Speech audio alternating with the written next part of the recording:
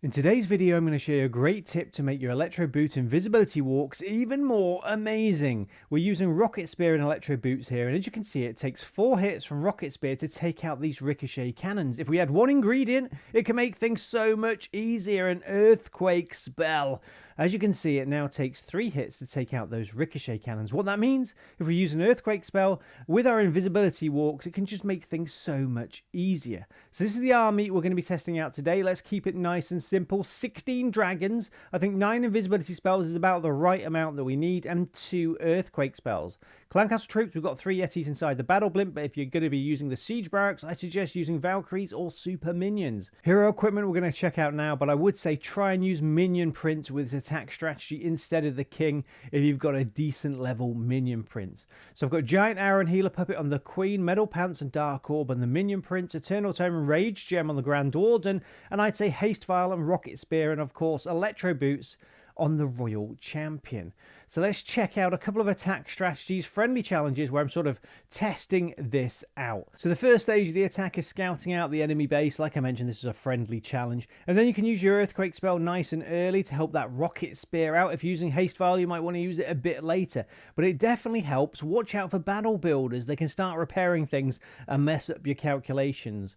I like using Rocket Spear. It just helps me set up the attack, and I think it's an easier way to start Electro Boot and Invisibility Walk. But like I've mentioned about 25 times, if you've just got Haste Vial and Electro Boots, that's a great combination as well. That central area of the base looks perfect for an Earthquake spell, but like I mentioned about battle builders, they're repairing everywhere, so it might have been better to save both my Earthquake spells for the central core area of the base.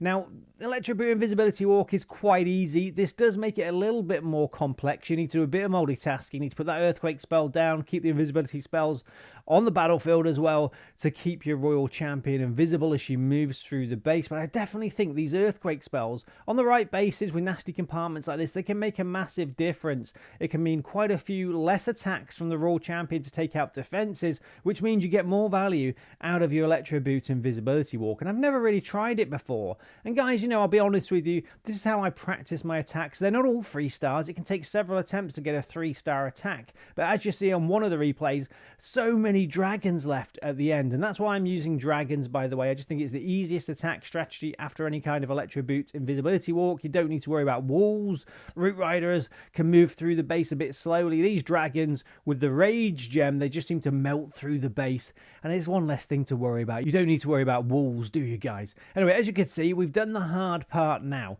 So let's go through a couple of tips. So first of all, scouting the base. Then if you've got Electro Boots with either Rocket Spear or Haste Vial, it sort of depends what you do next. But just sort of be careful with your Earthquake spells. Don't waste them. You know, it might be battle builders around. Use them and try and get as much value as you can to sort of damage as many defenses in a close area of the base. And most bases have got really nasty compartments, central core bases like this one, or just compartments on the edge with several main defenses that you want to take out. And as you can see, guys, it took several replays to sort of get a feel for how to do this, but we got loads of dragons left, and the Earthquake spells, I think they did help quite a lot. I know somebody might say in the video comments, Moose, those Earthquake spells you used, all the defenses were repaired fully, they did nothing. But no, I don't think so. Well, I hope not, but it made me feel like I was doing better anyway. But I do honestly think Earthquake spells with this combination, absolutely amazing. So on to the second replay, another friendly challenge. As you can see, a bit of a nasty base here. I don't like invisibility spell towers next to the town hall. We've got a nasty compartment below the monolith to go for now. Earthquake spell, you got to watch out for that invisibility spell. Is it going to hide everything? No, the ricochet cannon is still there. I can still see you. And the Royal Champion moving towards that compartment. We've still got 1 Earthquake spell left. Use it wisely, Moose. There we go. The monolith says, hey, leave me alone.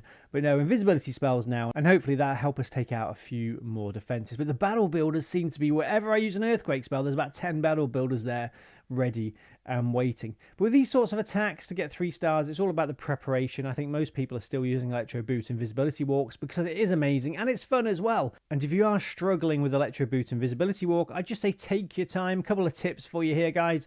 You know, Rocket Spear does make it a bit easier. If you're using Haste Vial, that's fine. Just sort of count to 4. Try overlapping those invisibility spells. Try working out where the Royal Champion's going to go next and sort of cover where she is now attacking defense and where she's going to go next. It might mean that you use 1 or 2 less invisibility spells in the attack.